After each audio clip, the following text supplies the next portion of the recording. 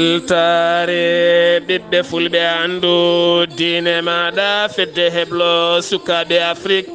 takkusana yoni ton juma doɗela sasela talɓe jayena pendawo ko on waktu yoni ha to beeli cowi toro e nder galle ahmadou gatamare ba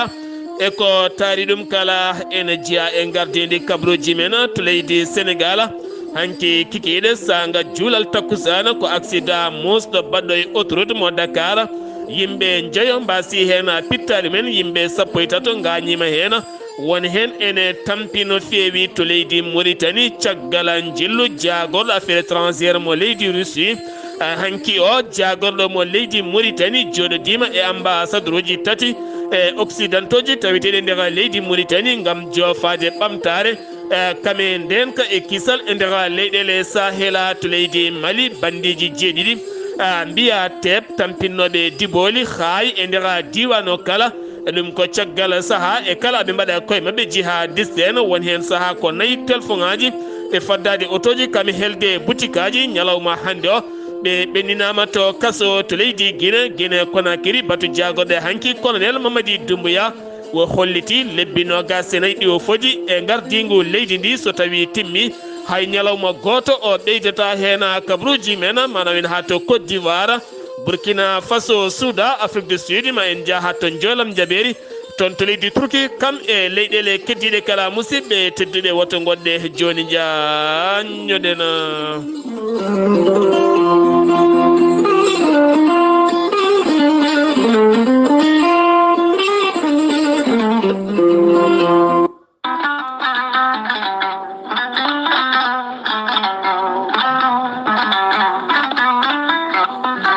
musidɓe tedduɓe funnangue hirnangue rewoy worgo sahale baleri jaam koye are meɗena jaam garɗoye men woni gorel teya ko ha ko moƴƴo iwruken to kordinoro ari ko wallude en e safrude en ha moñi kala yiito hen hoore muɗuma gorel teya ko haakono haako wargani a wulna ndiyam ma ha wula juppa hen aɗa yara aɗa yiito cellal ɓandu maɗa gorel teya ala rewam ala effet ko haako woocako taw kadi ene nafta neɗɗo sukkito ɗaɗi maɗa an neɗɗo mo ɗaɗi mum cukki an joguiɗo AVC jogui cardiaque yiƴam dogata e ɗaɗi muɗuma tuƴiɗo koyɗe musoje koppi musoji ɓandu jaaɗoru ɓandu wandu sukara sa jokkodire gorel teya joni joni keɓa hen ko laaɓi sa yiiɗi hebde ko laaɓi ha ɓerde ma deeƴe ko jangta e gorel teya jahata koto site mabɓe internet mbaɗa www.gorelteya.com ma janggan hoore maɗa sa yiiɗi jokkodirde gorel teya ko fate tongoɗe mabɓe woto woɗɗo joni joni so tawi gonɗa koto leydi mali ñooro jokkodirta koye Dawouda Sare mbatta ko 00223 72 68 11 54 so tawi gonɗa koto leydi Gambi jokkodirta koye koddanene Abouba 00220 282 29 43 so tawi gonɗa koto Jimbe jokkodirta koye Amadou Thioban 00221 77 428 85 88 so tawi gonɗa koto États-Unis de Amérique ko Abou Sow Kawral Fouta Business plus 1 34 77 01 56 77 so tawi koto leydi France gonɗa jokkodirta koye Haruna Ngayda 00336 50 99 64 43 musidɓe tedduɓe mbadden dando faade safara gorel teya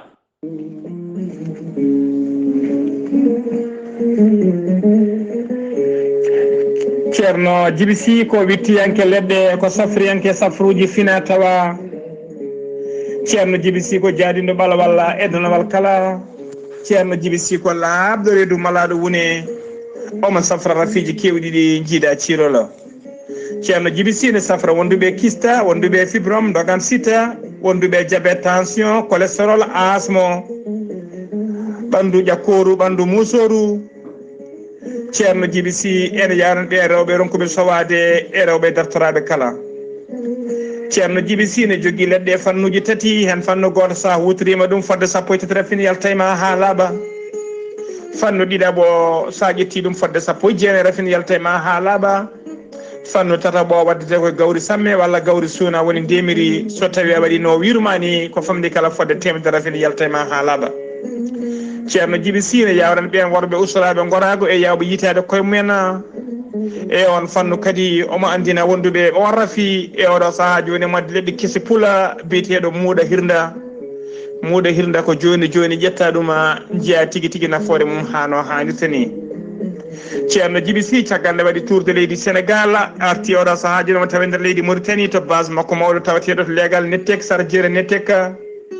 kala jiɗɗo jokkodirde e ceerno Djiby Sy numéro mum téléphone ko 47 22 80 84 ko kañum woni numéro makko appel, ko kañum kadi woni numéro makko WhatsApp. kala noon donc heɓdiri ceerno Djiby Sy omo gollodo e miñi kono wiye ceerno Alassane Sy, numéro mum ko 32 62 04 99 walla mbaɗa 48 10 00 13 so tawi a heeɓi ceerno Alassane Sy ene wayno ko ceerno Djiby Sy keɓɗani. ceerno Djiby Sy ne wiye dendagal keɗine mum kala to mbawɗa wonde, so Mali, so Sénégal, so Mauritanie, so Belgique, so Europe, so Asie, to mbawɗa wonde kala leydi kala continent, so tawi on pamodiri leɗɗe ma jette hano hannirta ni. ceerno Djiby Sy ko bawɗo listihara, ko indema inde nene ma dokkatamo o haala ko wone ɓerde ma ha mbiya yoni. tawateɓe nder leydi Mauritanie ko ujunere mbuɗo uguya, tawateɓe nder leydi Sénégal e dendagal leyɗele taariɗe leydi Mauritanie ko temedde 4 CFA. kala jiɗɗo neddude haalis waɗnede listihara mbaɗata ko 77 653 03 67 ko numéro makko weeva, ko numéro makko kadi Orange Money. ceerno Djiby Sy ko labɗo reedu malaɗo wune, so tawi a yennama ka miskino safruma ha mbiya weng tawa hay mbuɗa yoɓani. ceerno Djiby Sy mbadden danɗo faade makko.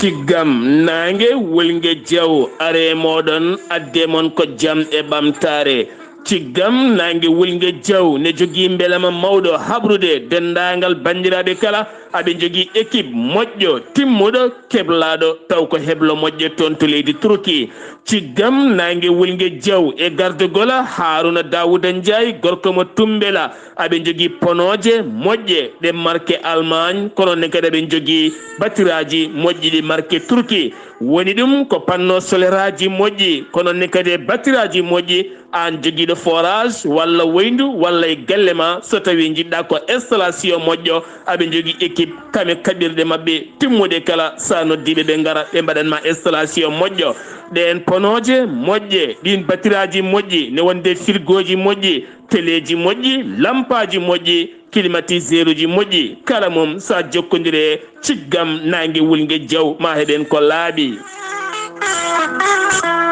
ciggam nangue wulgue diaw hay so tawi woni woynduma ko 100 métre aɓe mbawi yaltinandema ndiyam timmuɗama. ciggam nangue wulgue diaw ene hooli kaɓirɗe mum kala so tawi on jokkodiri on kaldi ha won nandiri ɓe garat ɓe mbaɗanma installation kamɓe jeeyi kaɓirɗe mabɓe e golle mabɓe kala an jeeyi poos maɗa. so tawi yeehi ha weltima on saaha noona duña junggo e poos ngam yebde ciggam nangue wulgue diawa. ciggam nangue wulgue diaw ko équipe dariɗo mo faltaki Mauritanie, Sénégal, Mali, Gambie kala hen ɗo gonɗona sonnoddi ciggam nangue wulgue diam ma notto moɗona. sa yiiɗi jokkodirde ciggam nangue wulgue diaw mbatta ko 00 221 77 566 40 22 on numéro ne waɗi WhatsApp walla jokkodira e numéro leydi Mauritanie 00 222 46 97 84 75 musidɓe tedduɓe ciggam nangue wulgue diaw e jeese meɗena kettode kaburuji mon e ɗemngal pulaar Afrique, Asie, Europe, Amérique, Moyen-Orient, Océanie. jam ñalle mon musidɓe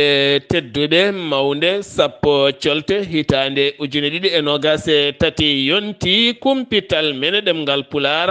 ɗo yeeso haalirde he ko musidɗo mon giɗo mon sehil mon Sar Abdullaahi Saar to karallagal weltare tv ha mbawon larde nate mon ɓosoje ko musidɗo mona Saydou Abouba gattoten koyoɗo henna accident musɗo baɗɗo to togulu ene tawe e autoroute taw yeɗa ko iwde Dakar faade toon to Bowal laaɗi diwoje ngal leydi Sénégal on accident noon ko minibus goto natodiri e camion goto sanga 15 heures hanki o ha ganda yimɓe joyo mbasi hen pittali men yimɓe sappo e tato gañima hen joyo ene tampi no feewi ɗum waɗi koye lawol ya gara teskede oɗo saaha e kala saaha accident ji so tawi mbaɗi e boli Dakar ene teska walla boli Sénégal jafoɗon ene teska ko pittali kewɗi keewi heddade hen ñalawma hanki o ɗen jagorɗe tawetenoɗe toon to Thiès mbawi iwde toon ko wayno Antoine Diome taw ganduɗa ko jagorɗo gueɗe nder leydi kame jacingol laamu ne wonde Mansour Faye jagorɗo ya gara jeeya toon to jeeya toon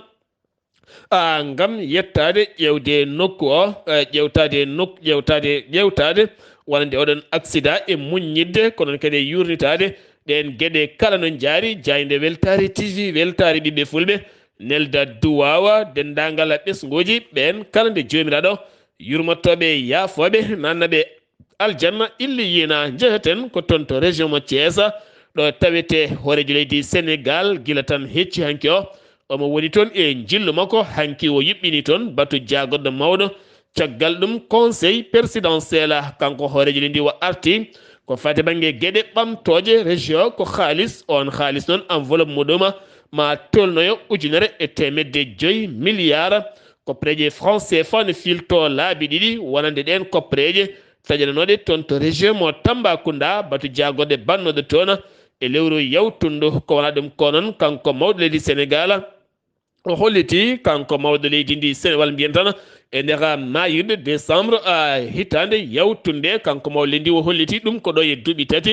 ngam ummitinde gueɗe faggudu diwan ha tenti noon lawol laana jordi ngam wonande wuuro Thiès wonta cité de rail honno wayanno wata noon tigui ko wona ɗum koye ɓamtude yogayi gueɗe goɗɗe ɓamtoje diwan ko wayno awo e gueɗe goɗɗe kala ko wona ɗum ko noon kanko mawɗo leydi ndi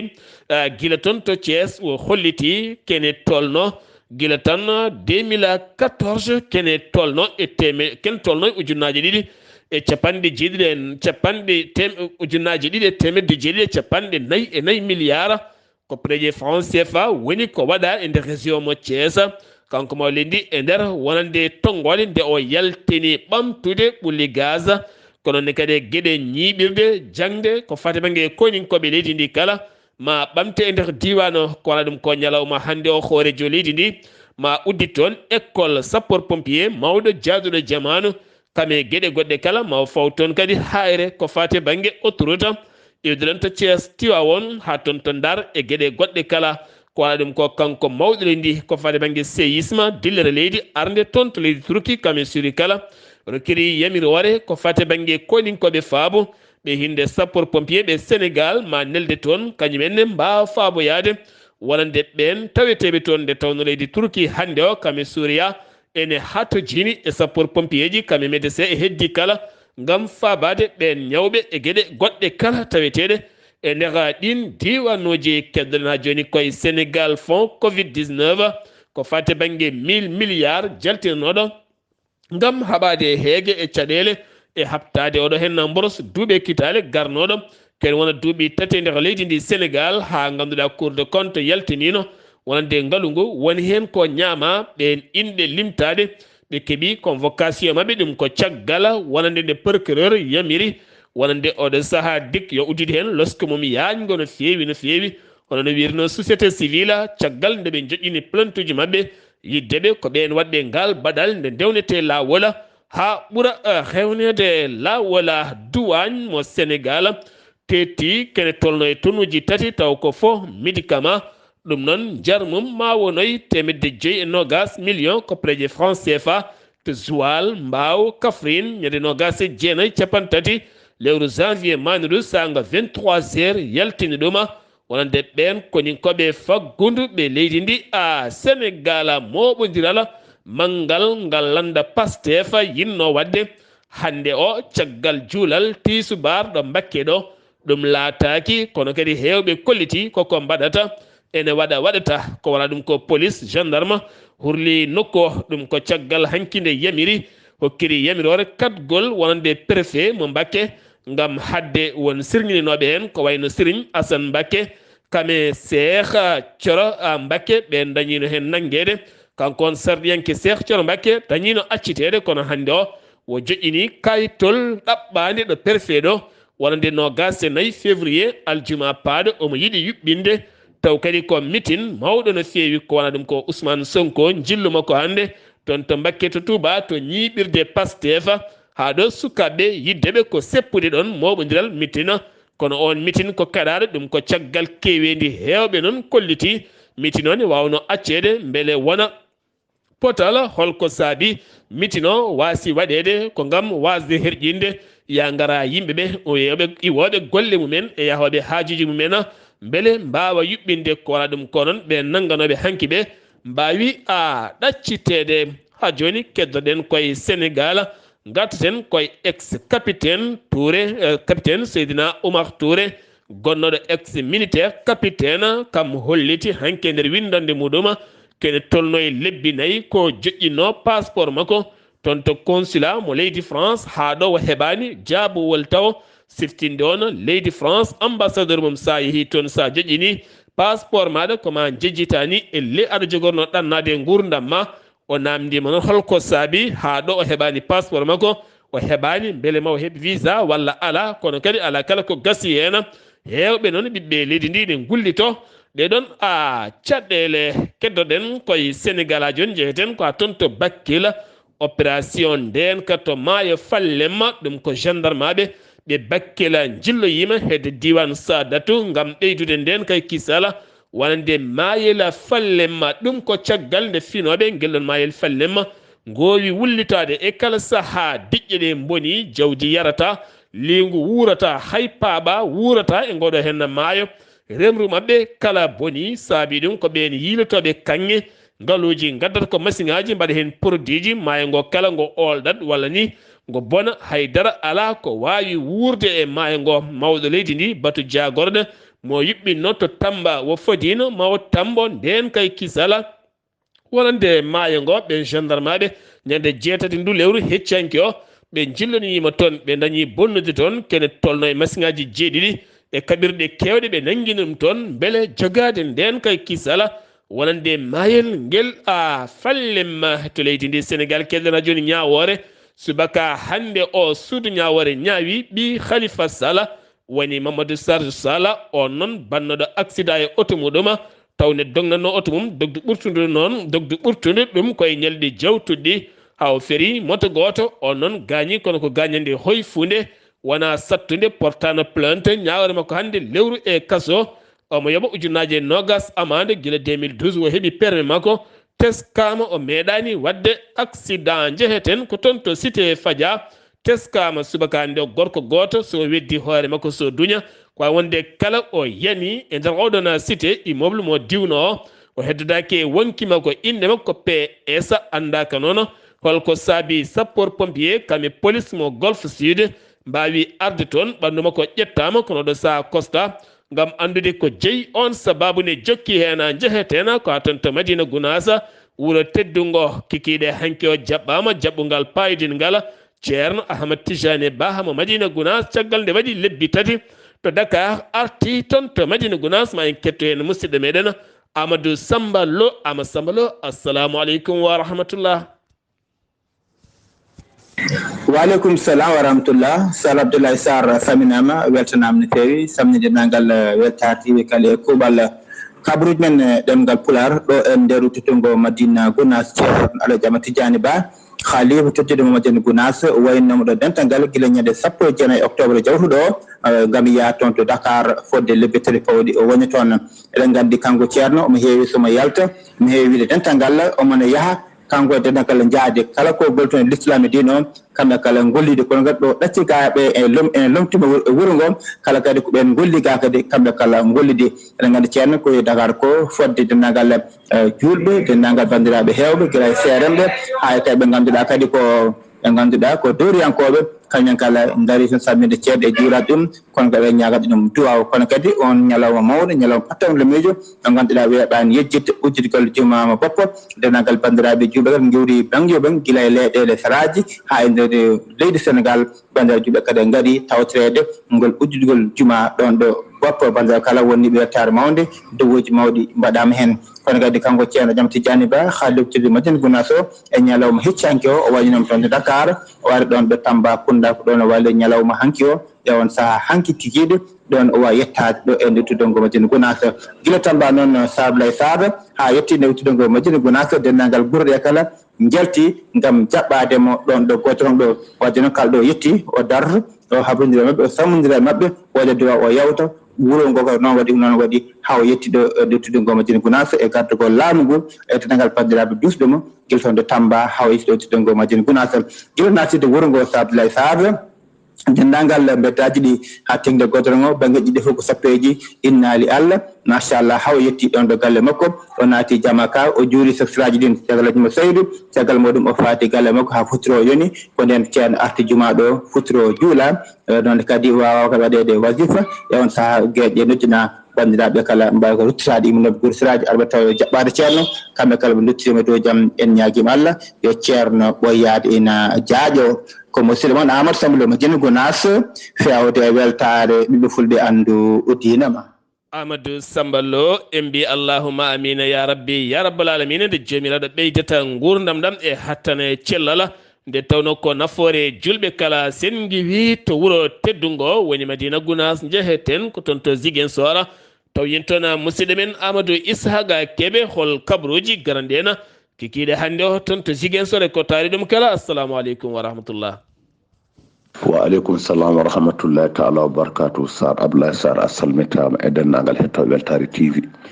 kabruji garanɗen ɗo e nder Ziguinchor ina wayno mairie Ziguinchor de ɓe kolliti caɗele mabɓe holɗum ballita moɓe juppanno e commune de Bignona ina wayno noon eɓe ndewe ñamade no feewi ma won joni hitande ɓe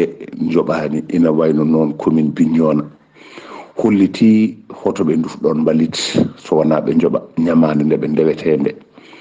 hollitama kanko maire o guila o jooɗi fewde joni ina wayno joɗake e Ziguinchor o woni tan ko hakkude Dakar e ɗon fewde ɗon e Thiès en ko ɗo o woni omo waɗa tourné makko omo yaha holɗum événement ji makko omo waɗa dennagal golle kono noon o ala haaju e mairie o ɗum noon wi noon ko APR naɓe wonɓe ɗo e nder Ziguinchor so tawi en jawti ɗon garen eɗen gandi marché tillen ko sumi hande fewde joni ma won hedde duuɓi 9 kono noon ina wayno fuɗɗama mahede ina darti ha joni yahani yeeso yahani caggal ɓe kolliti kamɓe commerçant ji ɗi e population o eɓe jiiɗi yo laamu ngu waw daranade ɓe beele ina yawa gasde ko ɓuuri yawde yaccade ɓe mbawa heptude kantiŋaji mabɓe ɓe mbawa joɗade heɓe gona e yeeyde ina wayno oɗo antan ponno guila totta ɗeɗo golle ha joni ina wayno ala ko waɗi hen hay hunde so wona nana dari tan maadi ne dariɗo gotel gasani hay hunde ala ko fewna hen ɗum noon eɗen gandi ɗum ne waɗi caɗele so tawi kadi en garti holɗum ɗo e nder ñaagis en kaalino probléme leydi kono noon probléme leydi hande ɓuuri wonde ko commune Bignona eɗen gandi hakkude mabɓe e Ziguinchor ko wayno toto tobor leyɗele nana jiire hande goto fof nana yiiɗi wadde toon guesa muɗum ɗum no ɓe kolliti caɗele leydi ndi ene heewi no feewi toon goto fof noon nan toon jiiro leydi ɗum noon weltare TV musidɗo Ahmed Issa Kebe gorko mbotto kabruji ɗo fuɗo radio Zig FM jokkodirde Sar Abdoulaye Saar yallah ko walde jam Amadou Ishaqa Kebe finoɓe to kolongal dedal jalluɓe ene tawe to dow walla mbiyen to less ɓokki jawe hewɓe kolliti weltari mumen gam oɗo saaha ɓe goni koye ñebbe tigui rigui e ñiri e kala ɗum jeeyi sababu Lamine Ba guiɗo pulaar mo foyre ngendi taweteɗo to ɓokki jawe ronkanama yo iw toon beele artana men foyre ngendi iwoɓe to Kawela iwoɓe to Kawela kangal Modibula katote ha fayanma kirira jawɓe e nder diwan o kala ɓe kolliti Lamine Ba guiɗo pulaar koko ronkana yo yaltoto dedal jalluɓe to ɗon ndeweteno payen to leydi Mauritanie Nouakchott jagorɗo affaire étrangére mo leydi Mauritanie woni wuldu marjoga caggal jonde makko e nando makko mo leydi Russie nde ɓe duusi on ha gasi ko nden wonande ambassadeur aji occidentaux ji tati woni ambassadrice mo leydi France kamɓe ambassadeur mo leydi France kamɓe ambassadrice mo leydi Allemagne e mo leydi États-Unis d'Amérique kamɓe kala ɓe joddima hanki ngam yurnitade golle hakkunde leydi Mauritanie kamɓe leyɗele occidentaux e ɓeydude darde kamɓe poɗyo siftinde mon kiram mawɗam ene hakkunde occidentaux ji kamɓe leydi Russie ɗum ɓe kaldi ko fate banggue gurdam Sahel e nden ka muɗum kala kono kadi ɓe kaldi toɓɓe kewɗe no fewi ko fate banggue ƴellidde faggudu e gueɗe dendaɗe e wurtinde ɓeydude cahilagal hakkunde leydi Mauritanie kamɓe leyɗele occidentaux ji jagoɗo Mauritanie mo pétrole jagoɗo Mauritanie tambiɗo ko fate banggue pétrole a waɗi hanki jonde mum yanji no fewi nden jonde ko artude e fammitinde e laɓɓitinde ɓiɓɓe Mauritanie naɓe ko fate banggue pétrole gaz jiitaɗo hakkunde Mauritanie kame Sénégal jiɓɓudi golle mum ko fate banggue tugnorgal e fandare kame société ji en wonde entreprise aji golle mum kala no jarata ngol cimtol hanki o waɗi ɗum ko fate banggue ettuji poɗɗo miccede to banggue jangde ha wawa rende wonande oɗo gaz kame pétrole jogoɗɗo ƴeŋde ko ɓoyata hakkunde leydi Mauritanie kame leydi Sénégal Boule Noire ene tawe capanɗe 9 kilométre hakkunde mum e capital faggudu woni Nouadhibou Wali mo Dakhla ene taweteno toon hanki woni Mahi Hammadi waɗi toon jillu muɗum woni on gouverneur o dañi yuɓɓinde toon battu mawɗo ɓiɓɓe finoɓe toon to Boule Noire naɓe kala kujjima caɗele mumen walla mbiyen ɓe kaali caɗele ɗe ɓe guuri no fewi ɓe kolliti nokku mabɓe koko yeeba no fewi saabu laamu ngu ala ko waɗi toon beele sukaɓe mabɓe mbawa gollade hen kala ɓiɗɗo mabɓe gollotoɗo koma yalta gendi mabɓe ɓe jiiɗi ko gollorɗe mbaɗe toon beele ɓiɓɓe mabɓe golla hen aɓe ngakka no fewi to banggue municipalité mabɓe guilay pewnugola kayitaji ha e gueɗe goɗɗe kala yiddeɓe ko laamu ngu nde wattata haqqille mum toon beele gueɗe kewɗe ɗeɓe paggoyto banggueji goɗɗi beele kamɓene ene ɓuura wawde newa nadeɓe ɗona porte parole gouvernement mo leydi Mauritanie woni alnani hanki wo yaltini konngudi makko o holliti laana ndi wawa ka leydi laana ndi wawa ka galle lamorgo ngo Mauritanie o jaari gouvernement o e dow inde muɗum wonande société émirata addanɓe on boyin mo ganduɗa 737 taw kan laana jeyɗum ko mawɗo lendi o holliti kan laana ko laana jaaduka e jamanu kesam kesamago kala ne tawe e nder muɗuma ne waɗi sal mawɗo nder to watte batu taw ganduɗa laana ka so woni dowa jomin mbawi badde ɗon haade men yettade ɗo paano kono kadi wo yaññaki e ngaalu e gueɗe baɗaɗe hen walla ko dokkal walla ko ñamande walla leydi Mauritanie soodi ɗum ko haas o holliti wonande jagorɗo ya ngara boli dow mo leydi Mauritanie yillima kan laana holliti hen weltare mum mawde no fewi laamu ngu kala rendi oɗon beelama kamɓe ɓiɓɓe leydi ndi ko konngudi makko kanko ona tambiɗo konngol gouvernement mo leydi Mauritanie goomu mo mbiyata comité darniɓe haqqe innamade mo leydi Mauritanie ɓe kolliti ɓe jiiɗino yilloyade to dumbirdu gonnoɗo hoorejo leydi Mauritanie Mohamed Ould Abdelaziz on noon jaɓani ɓe jillo toon ɓe kolliti kamɓe goomu mabɓe ngu wonanani ɗo hen laamu ngu wonani ɗo tan ko kala Mauritanie najo aɓe ndewidi nden ñawore fuɗɗide guila nogas e joyya lewru janvier ha heddiɗo hen kamɓene yinnoɓe ko yiide mbete ona woni koye potal e peewal kono kadi ɓe noddi ko ɗabbande woni kala ene foti rokkede fodde mum ha timma e nder leydi ndi hayso tawi woni koye ñawore foti ko tottede fodde nde ha timma jagorɗo Mohamed Ould Talib Amar jagoɗo ndiyama jarteɗam leydi Mauritanie holliti duuɓi ɗiɗo hen tati ɓe mbaɗi kene tolno e 650 wuro ɓe nanne mum ndiyama woni hen guure ne joguino diƴƴe woni hen guure ngalano hay ndiyam kono ɗo saaha keeɓi diƴƴe paydinde wo holliti kene tolno 92 wuro e nder diwan kiifa ɓoyata ma heɓ ndiyam timmuɗam fandare mabɓe ko ɗo e 2030 beele Mauritanie kala seera e ɗomka kalɗo tolda tawa heɓde ndiyam jarteɗam timmuɗam médecin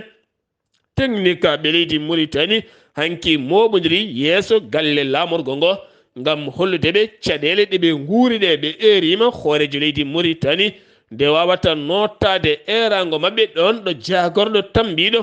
oɗon fannu ronkani wonande toɓɓe kaldanoje so tawi ala ko gasi koɓe jokkoɓe moɓodirde ɗo demal yeeso galle lamorgo ngo ha koɓe jiiɗi ko heɓa laato sengi wi to leydi Mauritanie Maroc porte parole gouvernement mo leydi Maroc o hollitiɓe keeɓi noddali kene tolno 1953 appel ɓen jinnaɓe ɓe ɓiɓi mumen ɓe koreji men tawete toon to leydi Turki ngam kulhuli mawɗi ɓe notti hebde ɓene téléphone aji haydara goɗɗum ambassadeur mo leydi Maroc taweteɗo toon to Istanbul leydi Turki holliti leydi Maroc winditima mayɓe nayo e nder ndeɗo hen dillere leydi wande toon to leydi Turki hen goto ko debbo ko on tan ɓe puɗɗi hebde ɓandu mum ko heddi ko kala ɓe ganda taw walla ɓe keɓani ko ɓuuri hen a labde to Algérie wonande holliti metti mum mawɗe no fewi faade laamu leydi France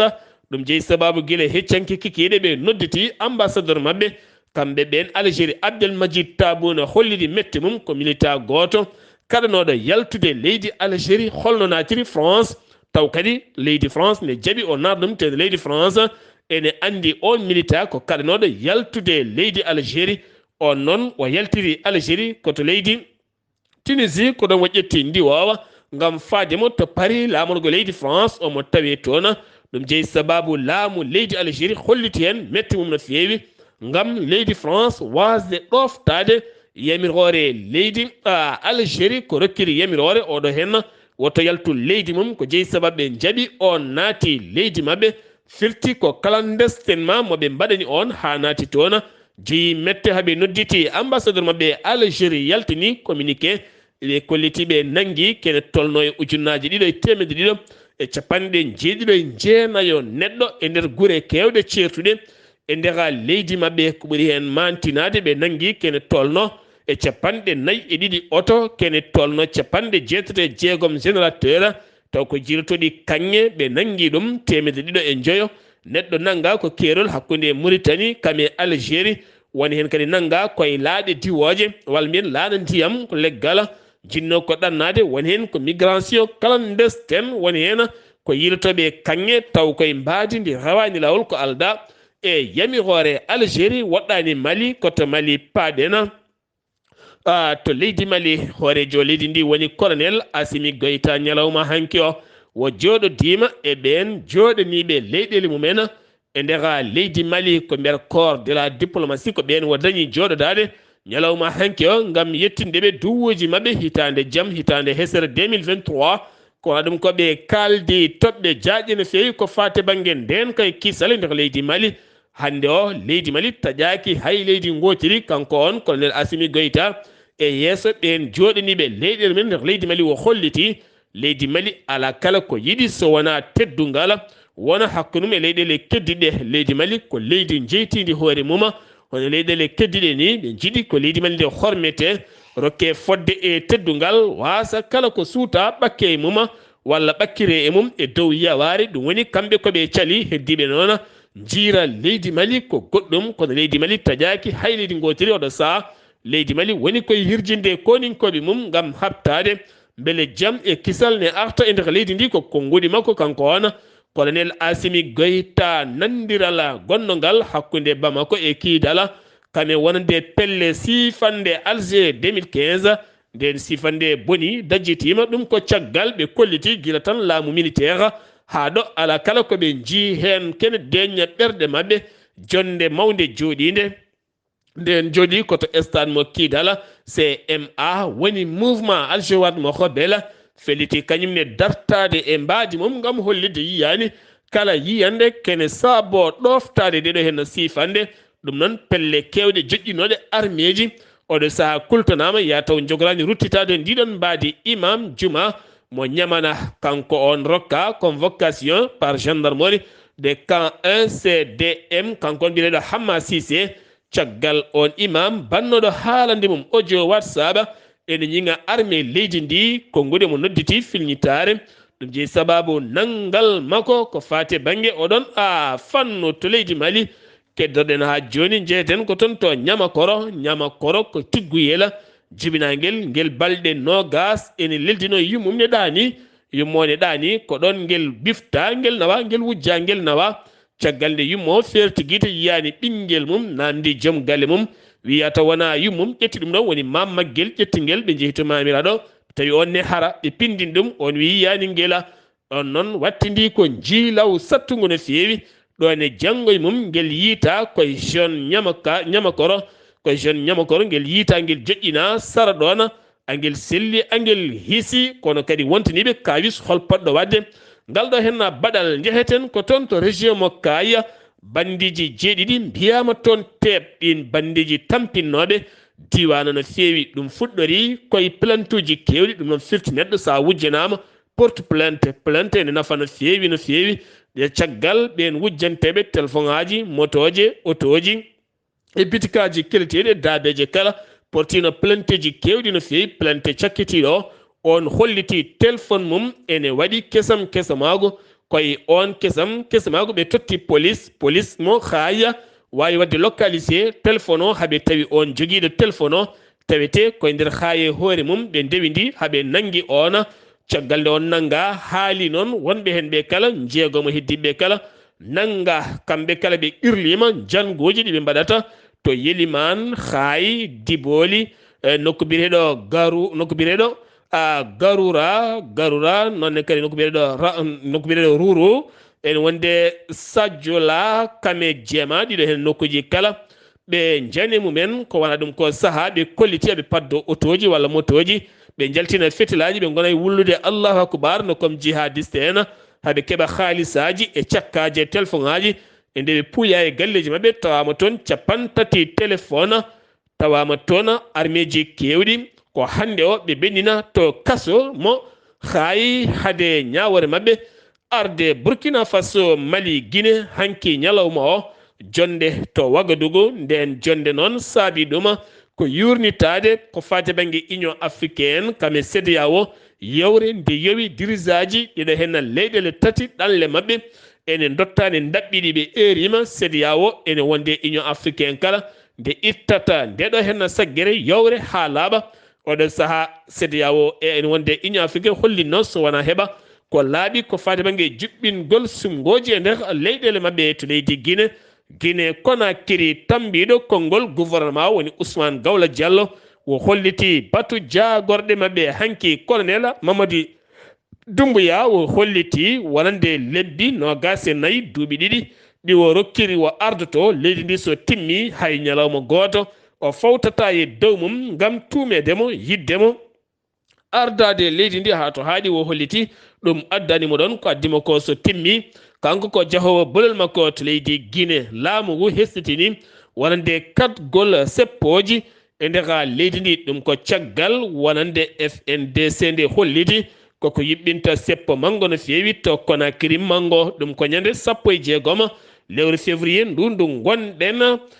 ɗum noon laamu ngu holliti yadani hen siftinde on wonande FNDC wayritino wadde seppoji mum ko 17 août 2022 ha ɗiɗo mbasi en pittal men taw ko bal felliɓe kamɓe noon yiddeɓe ko biyeteɗo Oumar Silla kamene wonde Ibrahima Diallo nde accite ko ɓuuri yawde e yaccade sengi wi to leydi Guinée koto Côte d'Ivoire ne jokki haɓade accident ji baɗoji kono kadi ala kala ko dartini ɗiɗo henna accident ji kame findinoje boli accident mosɗo baɗɗo hanke lawola kaccala hakkude ñakkora ko bis car jolnowo 70 neɗɗo kono taweteno e nder mum ko 86 neɗɗo kono acci lawol mum fukke leydi taw kadi o iwno koto Abidjan mo fayi to Karongo o wayi on fayi to Korogo ko on woni janɗo ɗiɗo mbasi en pittali men 86 mo gañi en he jeetatoɗo saha ene tawe hakkunde wurɓe e mayɓe Patrick Asi ko hoorejo jagorɗo leydi Côte d'Ivoire yuɓɓini hanki jonde mawde no fewi to Radisson Blu ɗum noon ko heɓanade jonde yowande gila tan Covid-19 o ari jonde tijjanode 2021 laataki 2022 laataki 2023 nden jonde ma laato ko catal sara toppitingal ndema e nder Afrique haɓade yoro kame haɓade gueɗe kewɗe ɗum noon nden jonde laatoto ko 29 septembre ha 8 octobre 2023 to Abidjan nden jonde hanki waɗa yurnta ndiɗon juɓɓuɗi kame leyɗele tawtorteɗe ko ton to Radisson Bul e tawtorede wonande hoorejo jagoɗo leydi Côte d'Ivoire to Burkina Faso yimɓe sappo mbasi pittali men ɗum ko hanki o mabɓe ko luuroji ɗiɓe mbanno ngam yiilade kanŋe e nder oɗirdeji mabɓe ko toon mabɓe dow mabɓe jiilaw cattugo waɗa ɓalli mabɓe jiita koɓe keddi heno pittali mabɓe ne jalti wi noon ko Abbas Diarra holliti wonande kala saha ɗin ɓulli ne kewi wadde ɗum kono ɓen sappo yiltoɓe kanŋe koye mbadidi rewani lawol Afrique du Sud oɗo saha teska toon ko kuppiraji courant mawɗi no fewi hoorejo leydi ndi woni Cyril Ramaphosa erima état catastrophe national leydi ndi ngam teskede kuppiraji courant ɓiɓɓe ndi hewɓe kollitima jippo e booli ngam hollirde mette mumen to Soudan ɓeydi jokkodiral hakkude men jagorɗo affaire étrangére mo leydi Russie ɗum ko caggal nde waton jillu makko nde wi Mauritanie ko toon wattidi to Khartoum siftinde on koni koɓe leydi Russie ne tawe toon to Soudan ha toon to Centrafrique kame Mali kala ngam en wonde Libye ngam ɓeydude jokkodiral hakkude leyɗele mabɓe ɗiɗi ɗe kala ko wona ɗum ko noon leydi Russie fodi ma ɓeydu sembe mum e hattana fade Soudan ha Soudan wawa yitade hoore mum joolam jaberi to leydi Turquie ha hande wonande kuɓeje janɗe aɓe jokki yiilade woni nokkuji ɓe dartini ko fade banggue ngun jiilawa woni ne jokki yiilade ngam teskede hande wasata taw won heddiɓe e nder leydi ndi tawne nguuri oɗo saha limore mayɓe ɓe fuɗɗi limore mayɓe ɓe limore mayɓe nde oɗo saha ko limore musde no fewi kene tolno e ujunnaje nogasa e go e ko fawi fittandu woni ko heddi hen ko gañi ko ene heewi no fewi ko wona ɗum ko États-Unis d'Amérique neldi kene tolno capanɗe 75 millions ko preje dollar faade leydi Turquie kame Suria hayso tawi woni ɓe ɗurnima gouvernement mo Bachar Assad loni erima ngal ɗo ballal fidirani politique haydara kana kay leydi ndi ene walla yo wallu ngam wallira population wala wallirde ko wasa wallirde to banggue politique Ukraine chef de armée Ukraine holliti misilaji ɗiɗi beddama e nder leydi mum tawɗi nde woyi haɗi naate nder leydi naate nder leydi Romanie wonande laamu leydi Romanie yeddi wonande wiyede misilaji Russie ndewi e nder leydi mum ko wala ɗum ko leydi Russie fukki misilaji jonɗi e nder Ukraine bonni toon kuɓeje kewɗe no fewi hay so en tinani won wasɓe hen pittali mumen Zelensky ko hoorejo leydi Ukraine bannoɗo jillu mum toon to Europe hooti yaade podoje kewɗe no fewi mbete maw heɓ laaɗi diwoje tekkuɗe genre de combat ji tekkuɗi eyi walla ala ko woni yeeso daɗanani guite makko to Russie Vladimir Poutine holliti ma wad haalande mum faade nation kala ɗum ko ñande nogasi go lewru février ko nden wa andinta yimɓe hol peeje ɗe o jogori ƴettude walla hol fandare makko Brésil Lula da Silva hoorejo leydi ndi waɗi jillu mum subaka hande aljuma faton to États-Unis d'Amérique toon to galle danejo hakkude makko e Joe Biden musidɓe tedduɓe ɗum ɗo hen wonno kabruji garandi en kekiɗe hande o ɗo yeeso haalirde he ko musidɗo moon guiɗo moon sehil moon Sar Abdullaahi Saar ketkimalaki jaam yo jaam Allah hiranena ma on ketto kabruji moon ñalawma janggo e sawtola musidɗo moon haali Abouba